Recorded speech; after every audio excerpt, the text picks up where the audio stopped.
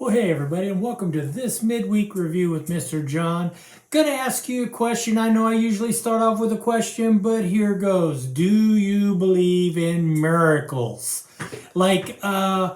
We know that Moses opened up the Red Sea and the Israelites got to walk through, and when the chariots were let free from the pillars of fire from God and they got about halfway across the Red Sea closed in on them and took out the whole chariot army.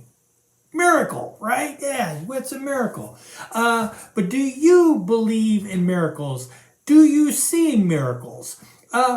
I want to tell a story about Jesus. Now, this is a miracle. This is actually Jesus's first miracle that he pulls off that kind of introduces him to the miracle maker guy, okay? Jesus is at a wedding in this place called Cana. And he's sitting there and he's just a guest and he's sitting amongst the people.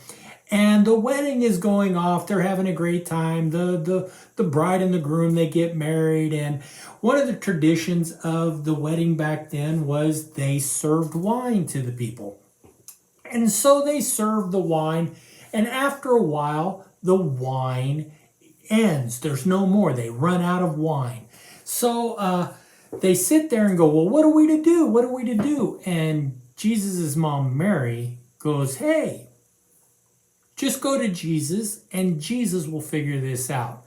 Well, Jesus looks at Mary and goes, whoa, slow your roll, Mary, just a bit.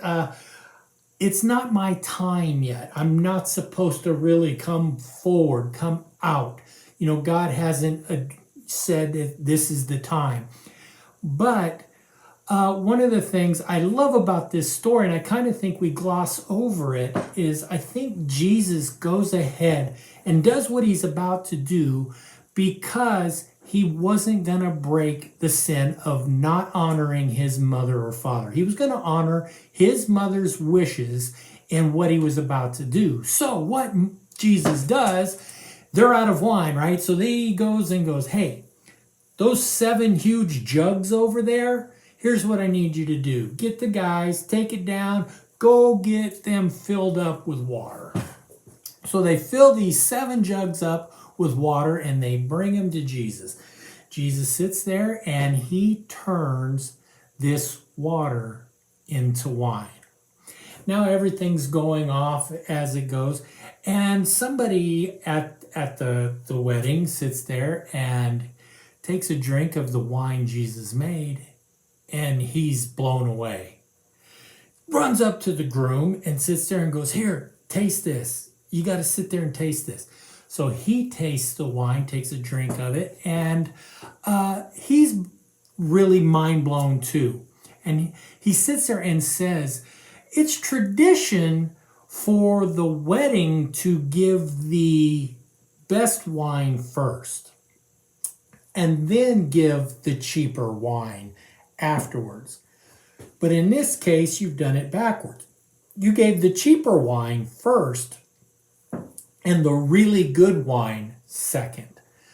The wine that Jesus made was pure God-made wine, so it was the best wine.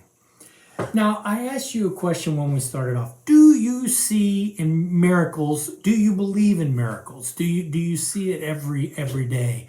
I'm one of those, I'm a miracle guy. I believe that miracles happen, and I see them every day. Did you see my miracle? A breath in and out, to me, is a miracle. Listen, God made us. He took man from dust, created him, blew air into his lungs, and created man.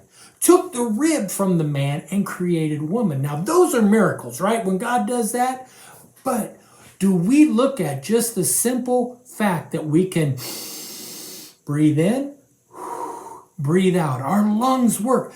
That's a miracle to me because God created these things just the way they are supposed to be, to work the way they're supposed to work.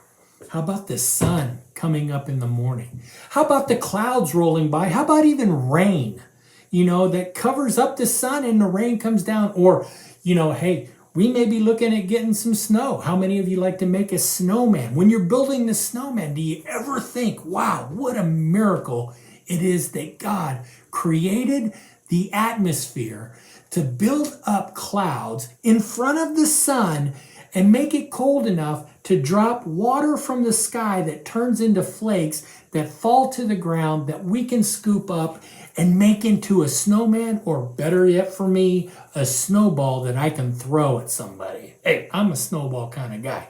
But that's just one of the miracles that we see. There are so many miracles that happen every day in our lives. The miracle of our eyes, our ears, our mouths.